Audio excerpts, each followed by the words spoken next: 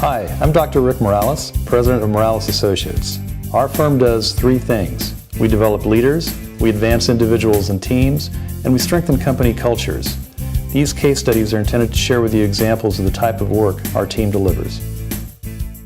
This case is called When Hotspots Undermine the Enterprise.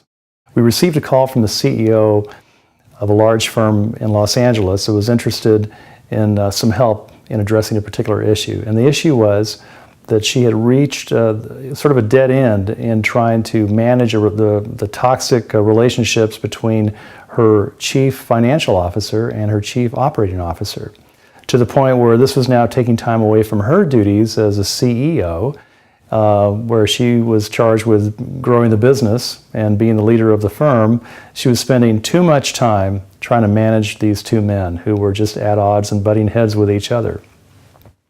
In addition to that, because of their position, their teams and their own teams and their departments were also butting heads. So we now had a bit of a war going on between operations and finance, and silos were beginning to be created where they weren't before. So this is definitely a tough issue.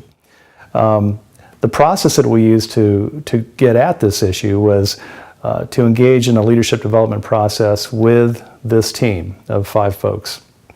We collected a lot of data, personality profiles, multi-rater 360 feedback.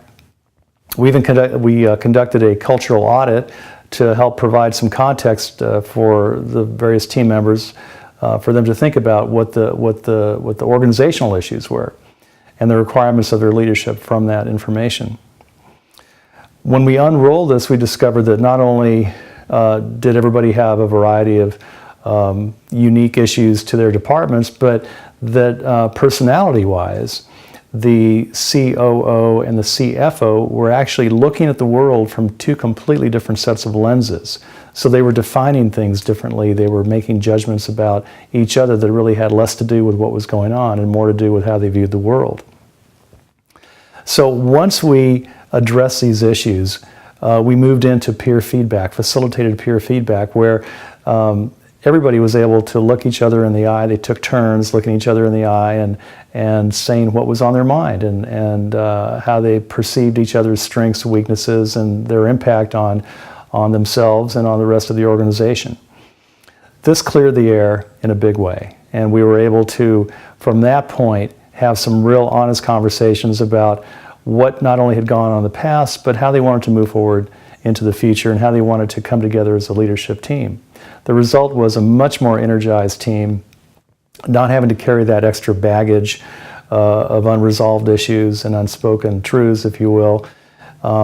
This had an incredible effect not only on the leadership team, but also on their departments, because there was no longer that tension. There was no longer the war between operations and finance, and the silos were all but gone. So the extra bonus as well was that these 2 individuals, the COO and the CFO, not only were able to resolve their issues professionally, but they also ended up striking a personal friendship.